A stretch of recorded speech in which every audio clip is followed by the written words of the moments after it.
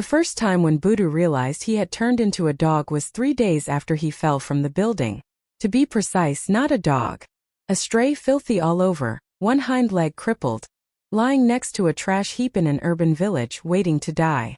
His consciousness woke inside this dog's body.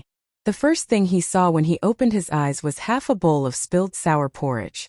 Crouching beside the porridge was a boy of 8 or 9, pushing the porridge toward his mouth with a dirty hand. The boy was called Xiaoman. No last name. A foundling picked up by the owner of the nearby scrap yard. Xiaoman said, "Doggy, eat. If you don't eat, you'll die." When Budu lay sprawled among the rotten vegetable leaves and torn plastic bags, it took him a full 3 minutes to process what had happened to him.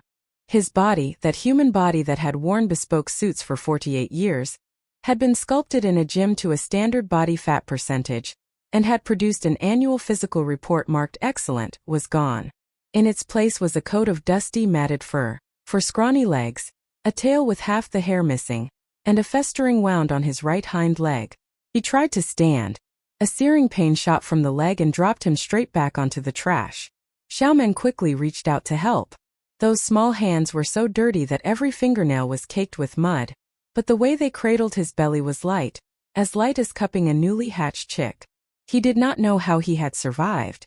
The memories of the human when Budu remained intact inside this dog's brain. The CEO office on the 48th floor. The city nightscape beyond the floor-to-ceiling windows, and the person who had pushed him off. That person was Lu Jinghe, the vice president he had spent 12 years grooming from an intern, the man he had publicly announced at the group's annual gala as my one and only designated successor. Before Lu Jinghe shoved him, he said one sentence. "President 1, you've been standing in front of me for too long." A gloved hand thrust hard against his back. When Budu's last memory was the glass curtain wall shattering behind him, cold wind flooding in, the city lights spinning away below. He did not die. His body probably did, falling from the 48th floor. No living creature could survive. But his consciousness, for reasons unknown, did not perish along with that body. It drifted for 2 days, like a fog unable to find a host, and was ultimately pulled by some incomprehensible gravity into the body of this stray dog.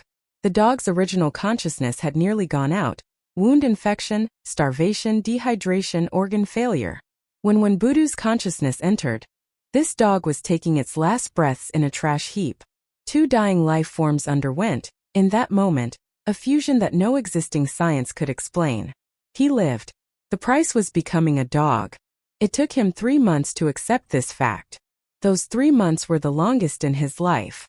Every day he crawled between garbage piles and the base of walls, surviving on the leftovers Xiaoman brought back from the school cafeteria. Xiaoman attended 3rd grade in a primary school in the nearby urban village.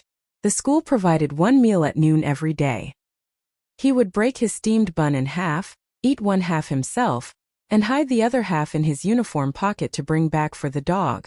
When Budu did not want to eat. In his life, he had tasted every delicacy under the sun. His tongue had known the dishes of the most expensive chefs on the planet. But now, lying on the concrete, rolling up the last bit of broth from the bottom of an enamel bowl with his tongue, he tasted not the broth, but the flavor of being alive. The former chairman and CEO of Mingyuan Group, when Budu, the legendary business figure who had made the Forbes list 6 years in a row, the undisputed titan of China's precision manufacturing sector, was now squatting on the concrete of an urban village, clawing at an overturned enamel bowl with his paw, laboring to lick the last drops of broth clean. Xiaoman crouched beside him watching, smiling so hard his eyes narrowed into slits. "Doggy, you're finally eating." When Budu did not answer. A dog's vocal apparatus is completely different from a human's. He had tried to speak. All that squeezed from his throat was a string of meaningless whimpers. Xiaoman thought he was acting cute and rubbed his head. That small hand was very warm. So warm that when Budu almost forgot that everything he had ever touched before was cold financial statements and precision components. Late one night 3 months later, when Budu lay in the dog bed Xiaoman had made from cardboard boxes and old cotton batting, looking at the moon outside the window. That night the moon was perfectly round, exactly the same as the moon on the night he fell. He stared at it for a long time, then began to recall Lu Jinghe's face. Not a fuzzy recollection, a precise one. The arc of Lu Jinghe's lips as he pushed him, the way he adjusted his tie just before, and the unconscious way his right hand twisted the platinum pinky ring on his little finger after adjusting the tie. That pinky ring was a gift from him. The day Lu Jinghe was promoted to vice president, when Budu had placed the ring on Lu Jinghe's finger at the annual gala in front of everyone, saying, "This ring represents my trust in you. From today on, Mingyuan's future is you." That ring was still on Lu Jinghe's finger now. Every time when Budu thought of this detail, something scorching surged in his chest. Not sadness, not rage, but something more primal, more incandescent than either emotion. Years later he would finally find a name for it. Unwillingness. A man who spent 30 years going from a workshop apprentice to an industry titan, pushed off the 48th floor by the successor he had hand-picked himself. This did not fit his entire understanding of how the world worked. It was like spending half a lifetime grinding precision parts, every component having to fit snugly into its designated place, and then Lu Jinghe's single shove threw all the gears of the world out of alignment. He was going to straighten those warped gears. This thought took root inside the stray dog's body and grew, at an almost savage speed, into the entire reason he kept living. He began to consciously observe everything around him. Which intersection Xiaoman found the most plastic bottles at? What time old Chung from the scrap yard went out and came back? Which trash can the local strays could find intact leftover bones in? He applied all the observational and analytical skills he had honed in business to surviving this urban village. Half a month later, he had become the best food finder among the neighborhood strays. The other dogs relied on their sense of smell.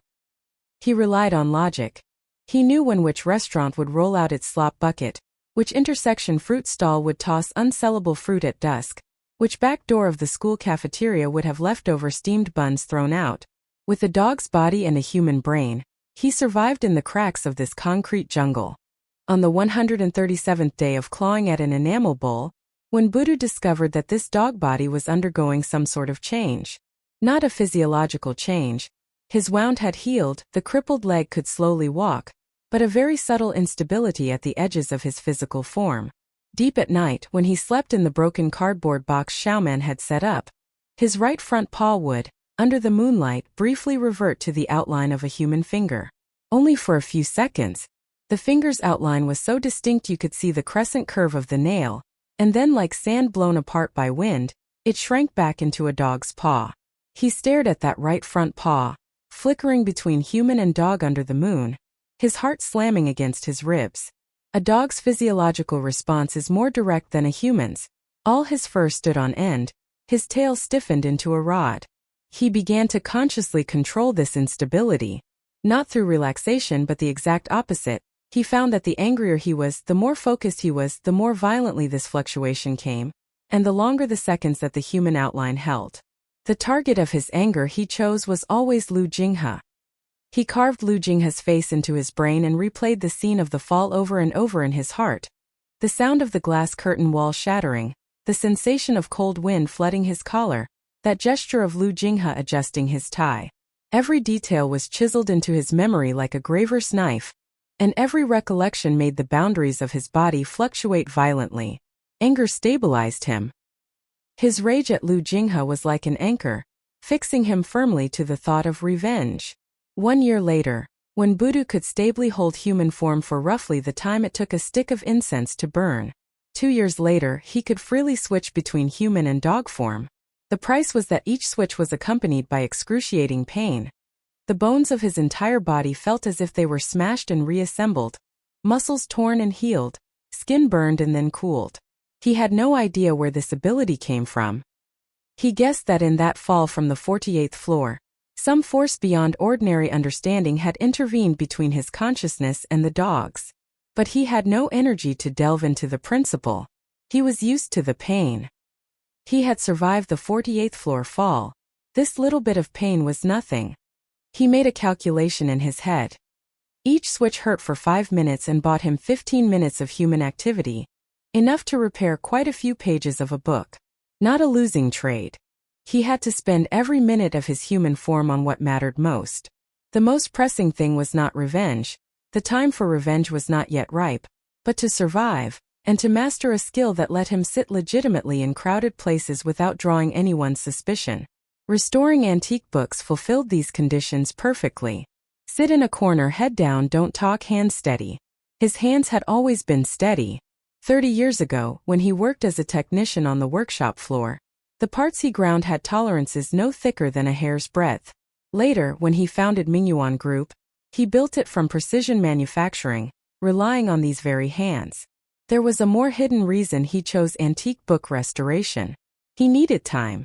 A lot of quiet, solitary time requiring no conversation with anyone, to be used to untangle the technical parameters Liu Jinghe had tampered with, to comb through Mingyuan Group's supply chain data, to sort out the core technical documentation he had not finished before the fall. Repairing books gave him perfect cover. The soft rasp of book mending was like white noise, filtering out all external interference, allowing his brain to operate at high speed even as he worked. After moving through 3 cities, when Budu finally settled down in a small town by the Yangtze River, he gave himself a new name. Sui Yi. Sui as in whatever, Yi as in meaning. Whatever meaning. He had no particular attachment to his new name, just as he had no particular attachment to this life. Picked it back up, so he kept living. Living meant he had to do things. After finishing those things, he could die. He rented a wall at the very end of the small town's vegetable market, rigged an old canvas awning, and opened the wordless bookshop. The shop was pitifully small, but he didn't care.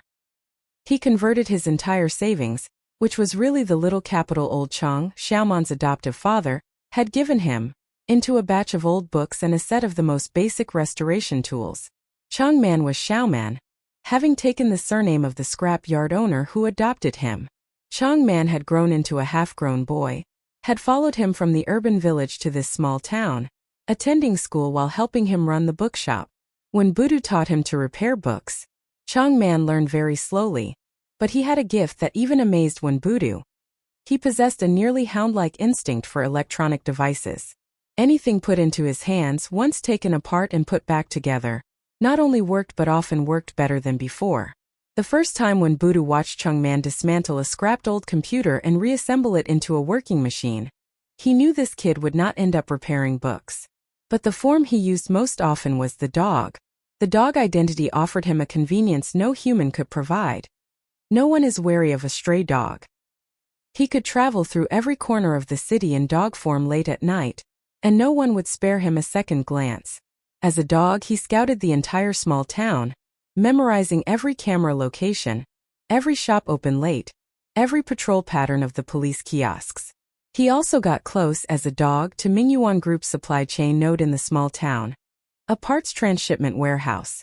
He lay by the warehouse wall for several nights, listening to the warehouse manager and truck drivers chatting, and pieced these fragments into a complete map of the supply chain. When Changman helped him look up data, he said, "Uncle Sui, you're fighting a war." Without looking up, when Budu replied, "Business is like war." The wordless bookshop stood for 3 years. In those 3 years, the handwritten price sign at the door was eroded by wind and rain and replaced several times. The sign read, "All reparable books fixed. Paperback 5 yuan, hardcover 20, antique book restoration negotiable. No success manuals." The last 3 words he wrote, painted over, wrote again, and painted over 3 times before settling on them. He wanted nothing to do with success manuals. The secrets to success printed on those covers reminded him of certain people. People wearing pinky rings, adjusting ties, pushing others off buildings from behind. More and more people came looking for him to repair books. His restoration skills spread through the small town. A mute-like book repairman, cheap, with a handcraft so fine it seemed a relic from another era. Someone came specially from a neighboring county, clutching a tattered ancestral genealogy for him to restore. Someone came upon his reputation from the municipal archives, asking him to restore a batch of Republican-era documents damaged by water. No matter who came, he didn't say much. He bowed his head and repaired, his fingers as steady as if they had never been reassembled. He picked pulp with a bamboo knife, tweezered out insect eggs, swept dust with a bristle brush, each movement precise as if measured by a vernier caliper. Those who came to have books repaired would occasionally notice his hands. Those hands were covered in countless scars, old wounds overlapping new, layered like tree rings. Someone asked what happened to his hands, and he only said 2 words, "Dog bites." Nobody pressed further.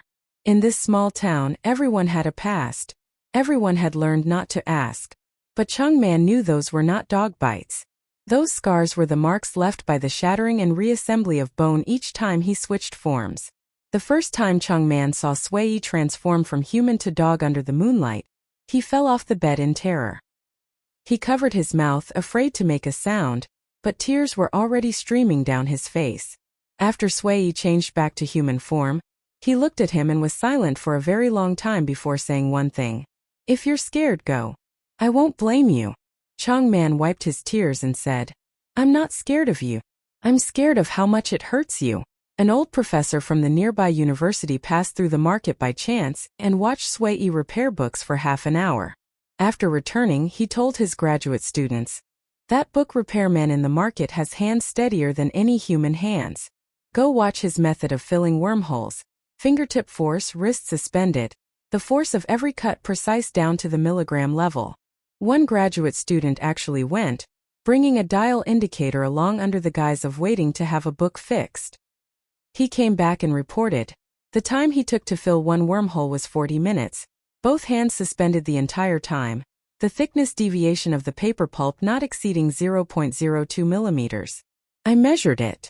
The old professor was silent for a moment, then said, "Don't ask what he did before. Some people don't come here to repair books." Sui never picked up conversations. He opened the shop at 6 every morning and closed at 7 every evening, repairing a few books a day. The money earned was just enough for him and Chung Man to live the simplest life in this small town. Chung Man had grown from a scrawny urban village boy into a lanky young man. He got into a polytechnic college to study computer science, attending school while continuing to help Sui gather data.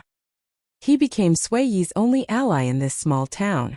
A book repairman and a computer science college student, they made a surprisingly good team.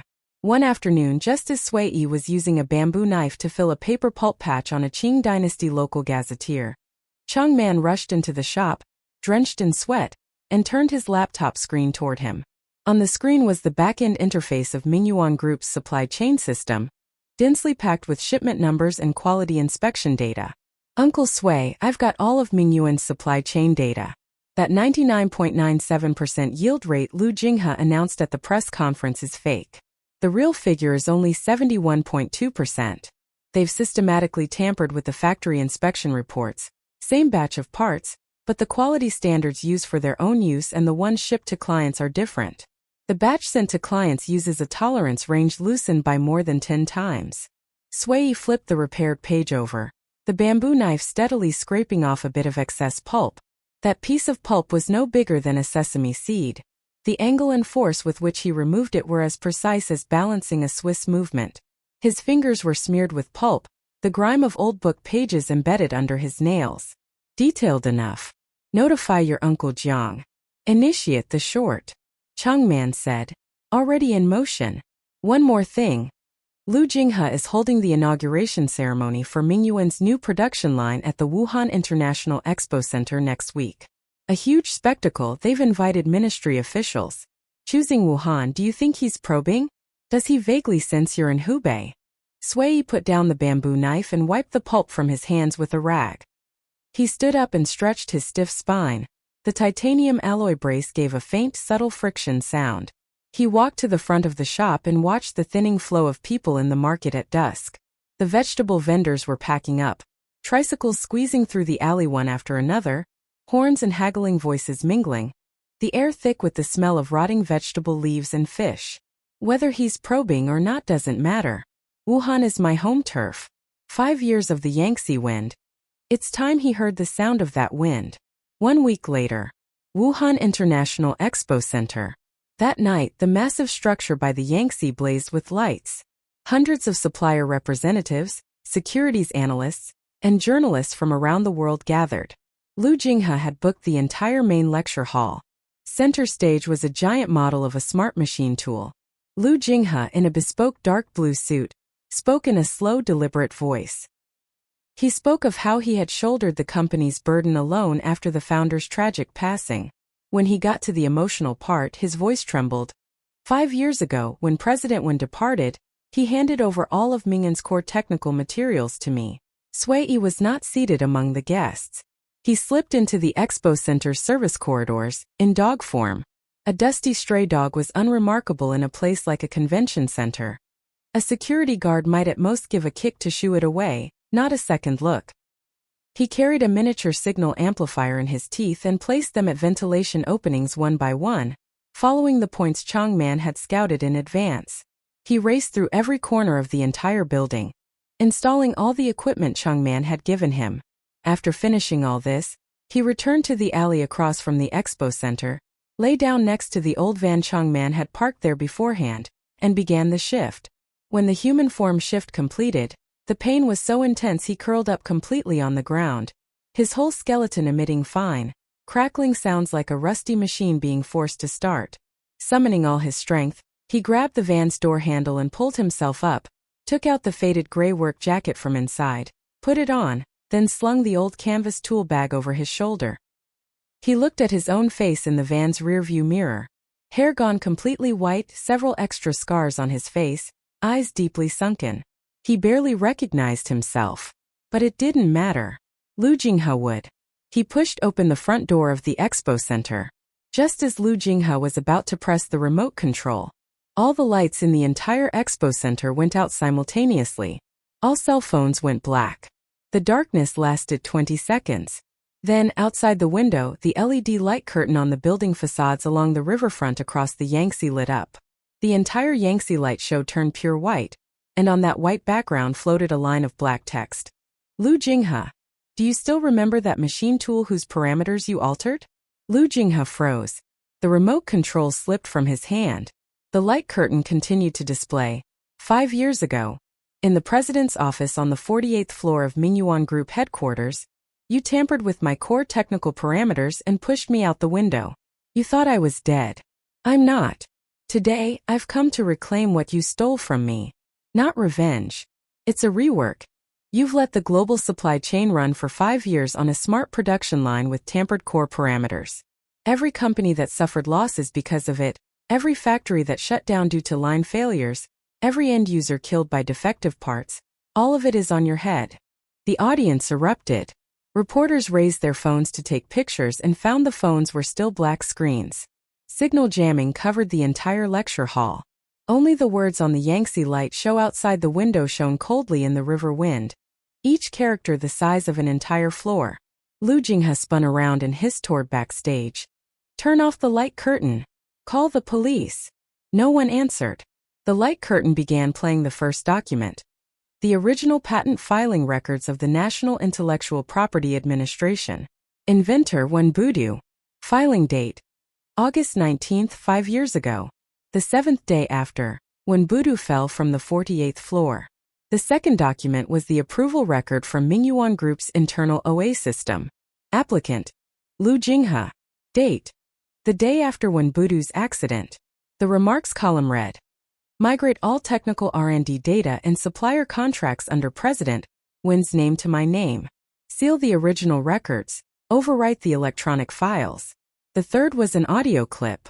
Lu Jinghe's voice with the sound of wind beyond the floor-to-ceiling window in the background.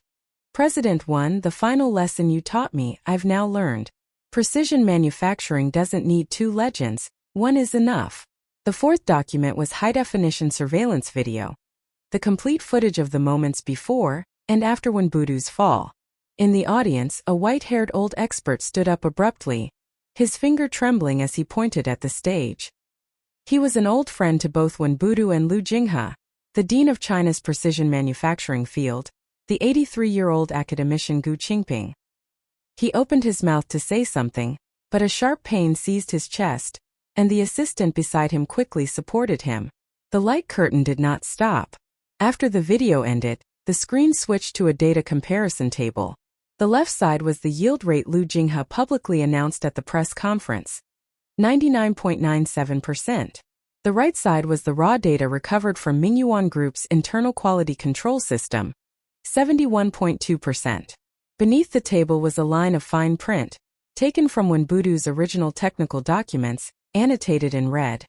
This production line has strict limits on servo motor temperature drift.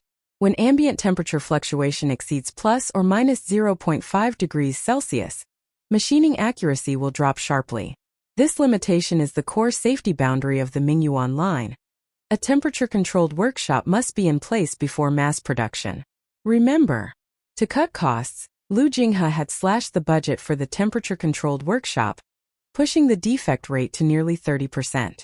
In the dead silence of the hall, Lu Jinghe stumbled backward and collapsed on the stage. The darkness was chaos. The front door of the expo center was pushed open. A middle-aged man wearing a faded gray work jacket, thin build, close-cropped hair, both temples white, an old canvas tool bag slung across his shoulder. He walked up the central aisle. Lu Jinghe scrambled up from the stage, saw that face, and collapsed again as if his spine had been pulled out. When Budu Sui walked to the front of the stage, he did not look at Lu Jinghe slumped on the floor. He first bent to pick up the remote control and placed it on the lectern, then took a portable coordinate measuring machine out of his tool bag. He picked up the batch of perfect parts Lu Jinghe had on display at the press conference, measured them one by one, and projected the data onto the big screen. Parts with a nominal accuracy of 0.5 microns had actual measured deviations as high as over 9 microns. The hall was in an uproar.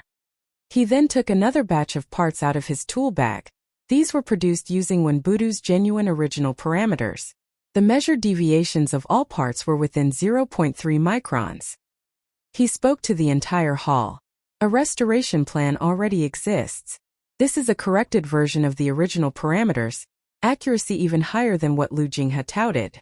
The complete technical plan, production line design blueprints, and quality control system have already been certified by the International Precision Manufacturing Association. All data will be made public in real time, open to global peer review. No tampering. No selective reporting. He placed the two batches of parts side by side on the lectern. The left side is what you stole. The right side is what I'm taking back. Lu Jinghe sat slumped on the floor. His right hand suddenly began to shake violently. A functional tremor triggered by long-term alcohol consumption from social engagements and immense mental shock. When Budu looked at his trembling hand, and from the tool bag took out a most ordinary vernier caliper. That caliper was old, the scale markings on its body worn faintly blurry, but the two characters engraved on the handle were still clearly legible. Mingyuan. That was Mingyuan Group's earliest trademark. 30 years ago, when Budu was still a technician on the workshop floor, this was the caliper he used. Later, he gave it to Lu Jinghe, who had just been made a full engineer. At that time, Lu Jinghe had just graduated from a university mechanical engineering department and was assigned to Budu's workshop, clumsy, unable to even hold a caliper steady. Budu had taught him hand in hand to measure his first part, tolerance plus or minus 0.01 millimeters. Lu Jinghe had to measure it 3 times before getting it right. Drenched in sweat, handing the caliper back and saying, "Master, I'm too stupid." When Budu pressed the caliper back into his hand and said, "The caliper is yours now. From now on, measure on your own. A shaking hand doesn't matter. Focus on what you need to do, and your hand won't shake." Lu Jinghe used that caliper for many years, until he was promoted to management and no longer went to the shop floor himself, then put it away in his desk drawer. After Budu's fall, when Lu Jinghe cleared out his office, he found this caliper in the deepest part of a drawer. Budu had taken it back at some point and placed it in an old small velvet box. A sticky note was on the lid with his handwriting. Jinghe's first independent QC pass, this caliper bears witness.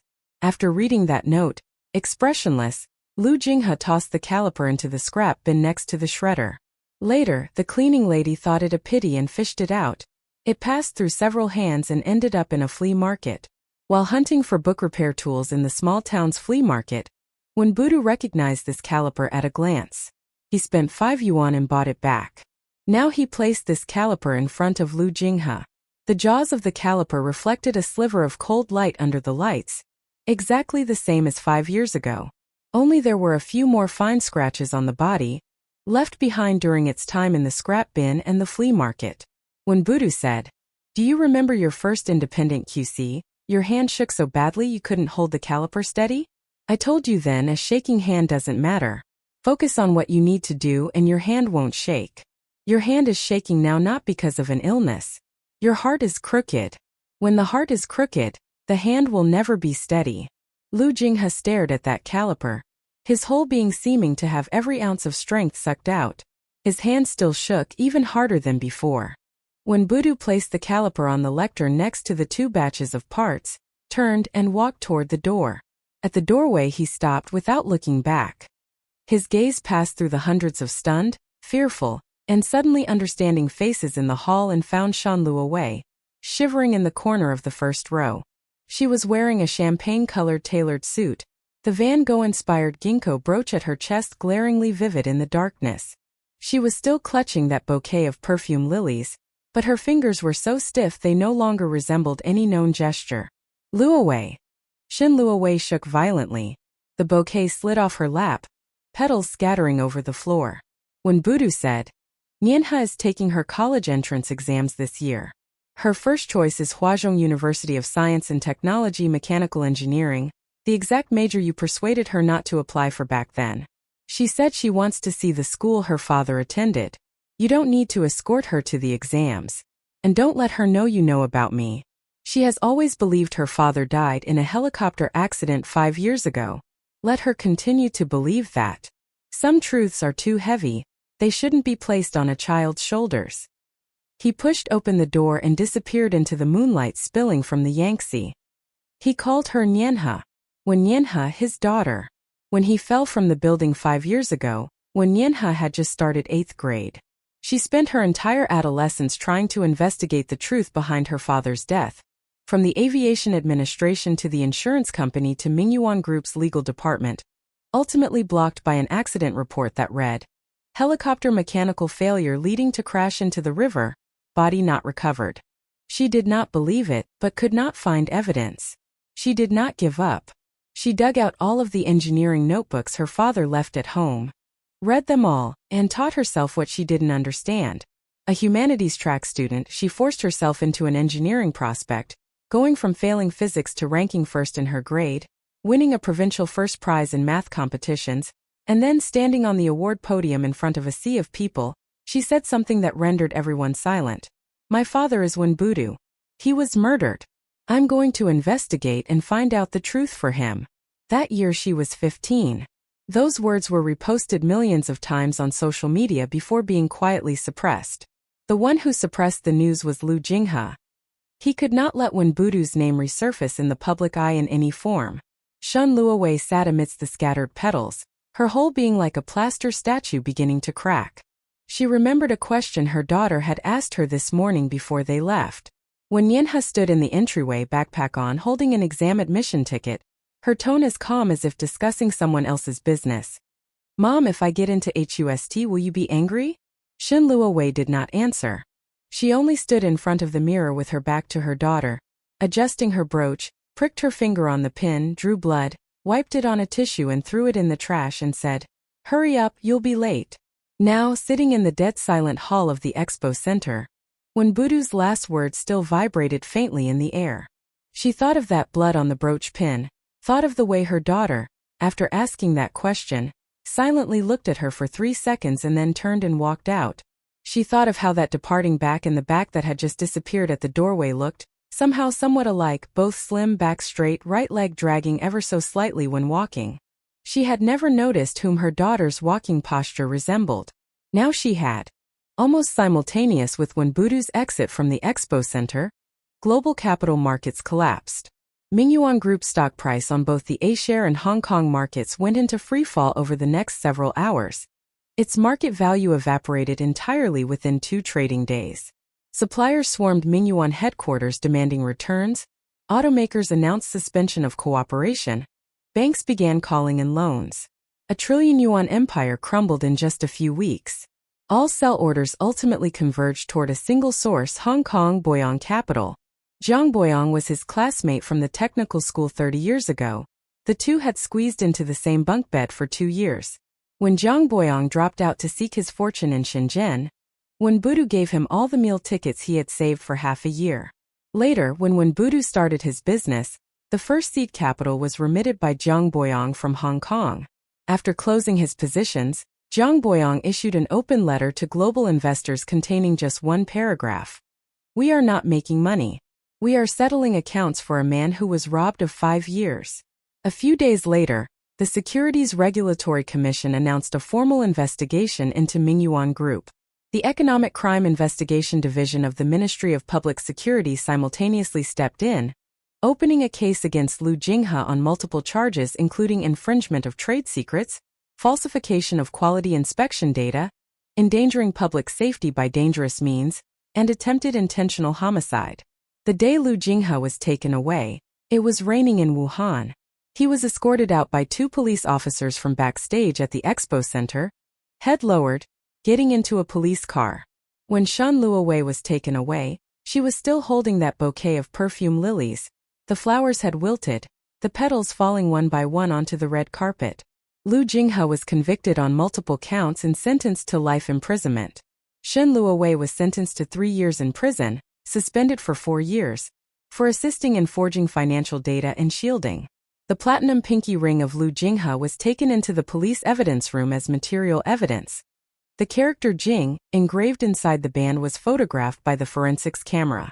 That year, just before the fall, when Budu had bitten that ring, he turned and bit Liu Jinghe's hand the moment he was pushed, his canine tooth leaving a fine scratch on the platinum and residual DNA. This piece of evidence had been sealed in the police archives until it was retrieved 5 years later, becoming the critical evidence that locked down Liu Jinghe's charge of intentional homicide. When Budu did not attend the trial, as a specially appointed industry advisor to the Securities Regulatory Commission, he entered Mingyuan Group to preside over its bankruptcy restructuring. He carved out the core precision manufacturing business and injected it into a new company, Guiyuan Precision. The new company's equity structure was publicly transparent, with a portion donated to the School of Mechanical Science and Engineering at Huazhong University of Science and Technology, which Wen Yanhe would soon attend, to establish the Precision Manufacturing Innovation Scholarship.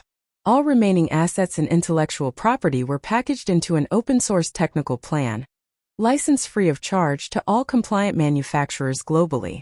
The sole condition: products using the technology must be labeled Guiyuan Standard and are subject to random quality inspections by independent third-party agencies. After the plan was open-sourced, over 100 manufacturers worldwide applied for licenses. A precision manufacturing company from Bangalore, India, wrote in their license application email, "My factory is on the outskirts of Bangalore. The workshop walls are corrugated iron. The Indian summer is 40 degrees Celsius outside and 50 inside. The workshop has no temperature control, and the precision drifts every afternoon. This plan actually includes an alternative process for high-temperature fluctuation environments, using ordinary industrial air conditioning plus a modified thermal error compensation algorithm to stabilize the precision. I've already trial-produced a batch, and the yield rate hit 93%, more stable than the German solution I was using before." When Budu personally replied, "The alternative process was written in my old bookshop. The gaps between repairing books were just enough to figure out one thing. A good technical solution shouldn't be picky about equipment, nor about the workshop." Later, the Guiyuan Public Welfare Fund was launched, with an initial size of 40 billion yuan, all sourced from the profits of Boyong Capital's short on Mingyuan. The fund specifically supports consumers and their families who have been harmed by product quality accidents, as well as independent researchers and startups worldwide dedicated to open-source precision manufacturing technology. The only condition: when the recipients are capable in the future, they must help another person in need. When Budu called this the traceability clause, he said just like every batch in a goods supply chain can be traced back to its source, goodwill should be the same, no breaks in the chain when it is passed on. The first beneficiary was a miner in a northwest coal mine whose leg had been crushed and amputated by a malfunctioning drilling rig. That rig used defective bearings produced after Mingyuan tampered with parameters. The bearing, under high-speed rotation, suffered uneven wear due to insufficient precision. The uneven wear caused a sudden temperature spike.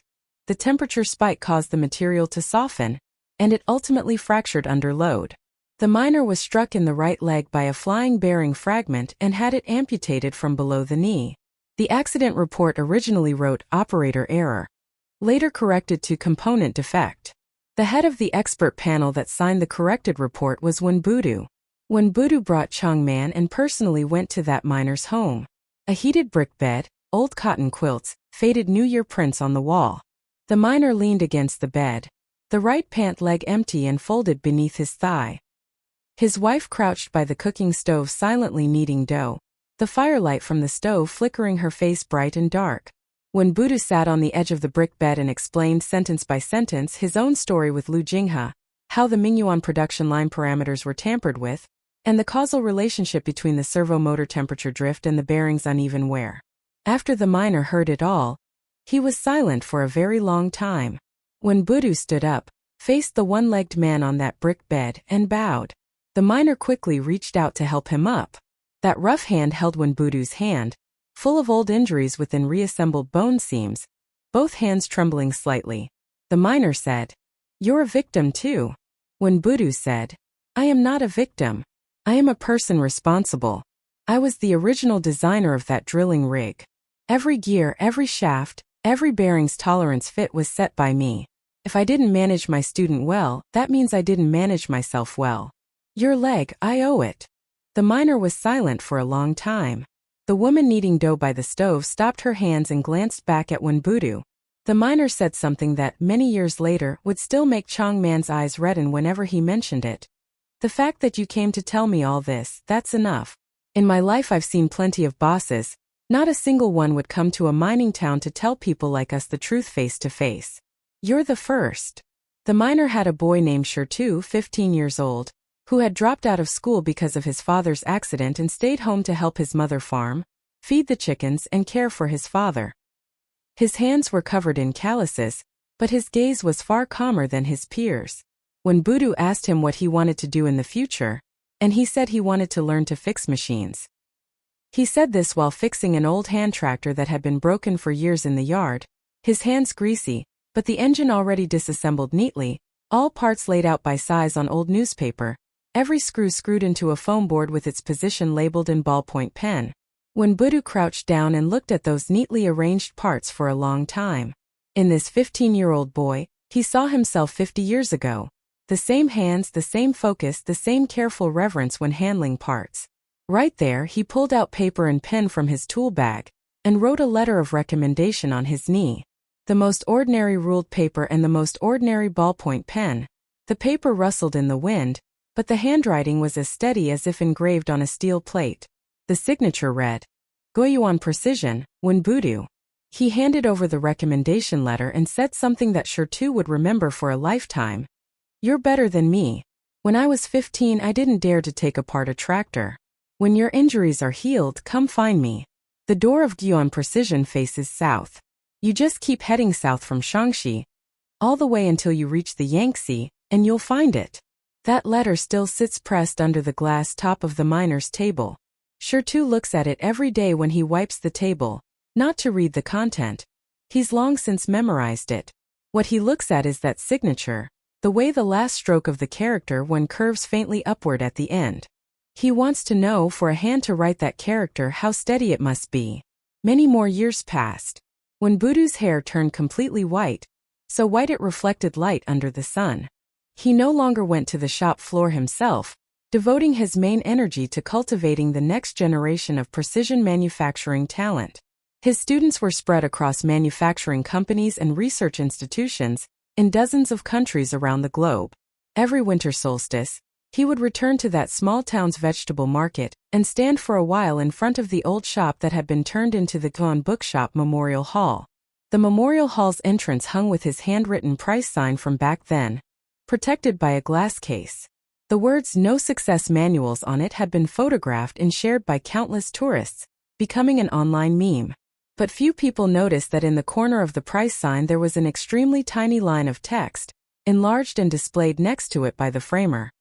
"A crooked part can be reworked, a crooked heart cannot." On the winter solstice that year, the Memorial Hall was packed with tourists. Wenbudu blended into the crowd, wearing an ordinary gray work jacket and reading glasses. No one recognized him. He had become very good at blending into crowds. Don't walk with your back too straight. Don't look straight ahead. Don't subconsciously correct someone's terminology when they discuss precision manufacturing nearby. He did it so successfully that he could stand in his own memorial hall and view the entire exhibit without anyone recognizing him. He walked up to that price sign and stood behind the glass looking at it for a long time. The glass reflected, superimposing his white-haired reflection onto those modeled characters, like two overlapping old photographs. He remembered when he wrote No Success Manuals. The bamboo knife still in his hand, the paper pulp still wet, Changman still leaning over the workbench asking, "Uncle Sui, what are you writing?" That was so many years ago. Now Changman was the youngest technical director at a cybersecurity firm, flying back from Shenzhen every winter solstice to wait for him at the Memorial Hall entrance. He turned and walked out of the Memorial Hall, into the hustle and bustle of the market. The shouts of fishball vendors, lotus root soup sellers, and tofu skin sellers rose and fell. The air was thick with pepper, lard, and the smell of freshly fried dough cakes, so rich it could momentarily overwhelm any memory. He found the spot where he had set up his stall all those years ago. Now it was a fishball stall. He closed his eyes and listened for a very long time to the sound of pages being turned. Not that anyone was actually turning pages, it was the sound in his head. Pages flipping, pulp being smoothed, the scratch of a bamboo knife. That sound had followed him since the technical school, from the workshop to the president's office, from the 48th floor to the stray dog bed, from the stray dog bed to the old bookshop, from the old bookshop to this moment. He once thought it was noise. Later he understood it was a pulse. The sum total of everything he had ever done in this life. Every part ground, every page repaired, every apprentice trained, leaving an echo. He opened his eyes and took from his tool bag the bamboo knife he had used for so many years. The tip of the blade had been worn so thin it was nearly translucent against the light. On the handle was a shallow groove pressed in by his right thumb, not deliberately carved, but naturally compressed into the bamboo fibers by the pressure of his fingertip after thousands, tens of thousands of repetitions of the same motion. He held the bamboo knife up to the winter sun and turned it. The light reflected by the bamboo knife fell into his eyes, brighter than 5 years ago. He took another item from his pocket, an old vernier caliper. He had sharpened the jaws of the caliper over and over until they could serve as a mirror. The two characters Mingyuan on the handle were nearly worn away, but the indentations were still there. He rubbed the indentations of those two characters with his fingertip, then placed the caliper back into his pocket. He did not donate these two items to the Memorial Hall. He wanted to keep them on him until the day he could no longer walk. He walked out of the market, heading back along the base of the old city wall by the Yangtze. The winter river wind blew dry and cold against his face, carrying a faint diesel smell and the coal smoke odor drifting from distant factory chimneys. He walked very slowly, his right leg dragging slightly, an old injury left from the fall, impossible to ever get rid of in this life. His walking posture was completely different from when he was young. When he was young, he walked with purpose. The workshop people all feared the sound of his footsteps. His hard-soled leather shoes banging on the workshop concrete, each step like a stopwatch counting down. Now his steps made almost no sound. The soles were rubber, the steps light, like a shadow that didn't want to disturb anyone. After shouting that line, the fishball stall lady behind him put down her phone and looked up toward the end of the street. The white-haired man in the work jacket had already almost reached the alley entrance, walking not fast, his right leg dragging slightly. The evening light at the alley entrance stretched his shadow very long, half of it lying on the wet concrete of the market, the other half bent up against the wall. The stall lady felt that departing figure looked a little familiar, that slightly dragging right leg, that walking posture that unconsciously leaned just a little to the right. She felt like she had seen it on TV. She couldn't remember who it was, but that posture stayed in her memory like a loose screw, gently rattling around in her head for days. When Budu did not hear the stall lady's words, he rounded the alley entrance and walked into the thin twilight of early winter in the small town. The old houses lining both sides of the alley began to light up with scattered lamps. Someone was stir-frying, the sizzle of the wok drifting from an open second-floor window. A child on a balcony was practicing the eru, halting and stumbling, the melody echoing in the alley like a baby bird learning to fly, flapping its wings unsteadily. He listened to the eru, his footsteps not stopping. Chung Man had already parked the car on the road beyond the alley entrance. It was the old van, still spattered with mud from the market. Chung Man leaned against the door waiting for him, wearing a faded sweatshirt, hood pulled low, scrolling on his phone. Seeing Wenbudu walk over, he pocketed the phone and pulled open the passenger door. The two got into the van, the engine started, and the taillights glowed two dim red points in the twilight. The van threaded through the small town's narrow streets and turned onto the Riverside Highway. The Yangtze glowed a dark, muted gray-blue in the twilight. The factories on the opposite bank lit up in swaths, like an upside-down Milky Way reflected on the river's surface. Driving, Chung Man suddenly said, "Uncle Sway, Sister Nyenha's admission letter has arrived. HUST Mechanical Engineering. Full scholarship." He paused, then added, "I saw it online. The school's official website posted the acceptance list. She's first." Wenbudu did not speak. He gazed out the window at the lights on the far side of the Yangtze for a very long time. Chung Man glanced at him in the rearview mirror and saw that the hand resting on the edge of the car window was trembling slightly. Chung Man said no more and focused on driving. The headlights lit up the winding riverside road ahead, the river wind rushing in through the crack of the rolled-down window, carrying that unique Yangtze smell mixed with silt, waterweed, and diesel. The van entered the gates of the Guiyuan Precision Factory grounds. The gate guard was a veteran, standing ramrod straight and saluting the van. Chung Man honked twice in reply and parked the car in front of the office building. The office building was not large, just 4 stories, its exterior painted gray. The stainless steel plaque Guiyuan Precision, hanging at the entrance. Under the plaque, a warm yellow porch light was lit, and beneath the light stood a lanky teenager wearing a slightly ill-fitting work jacket, holding a piece of paper in his hand, craning his neck to peer out the main gate. It was sure too. He was a full head taller than last year. The sleeves of his work jacket rolled up several times, revealing slender wrists. Seeing the van stop, he ran over and pulled open the door, calling out, "Master One."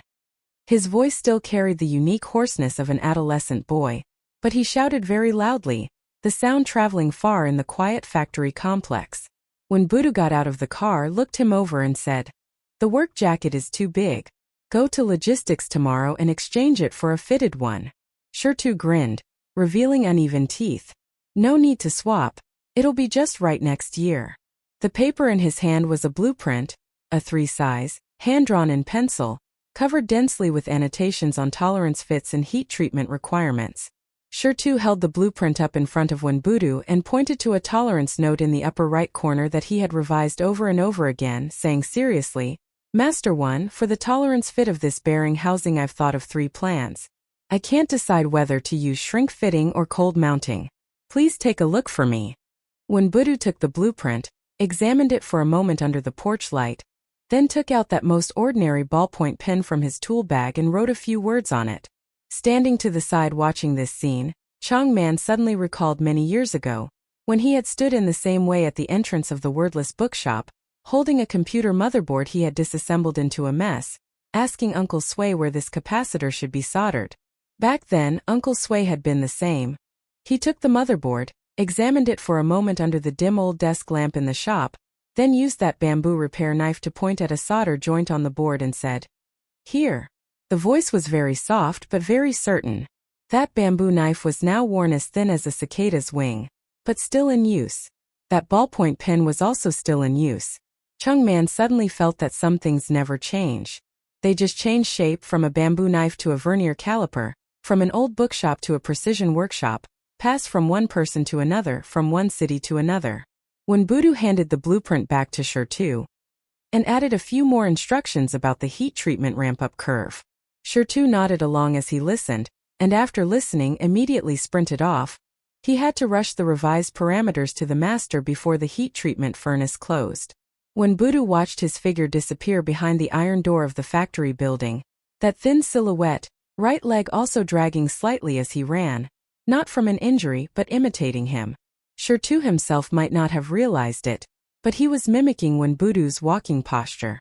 A 15-year-old boy, unconsciously replicating an old man's gait, like one machine replicating another machine's product number, with a reverence that was almost instinctive.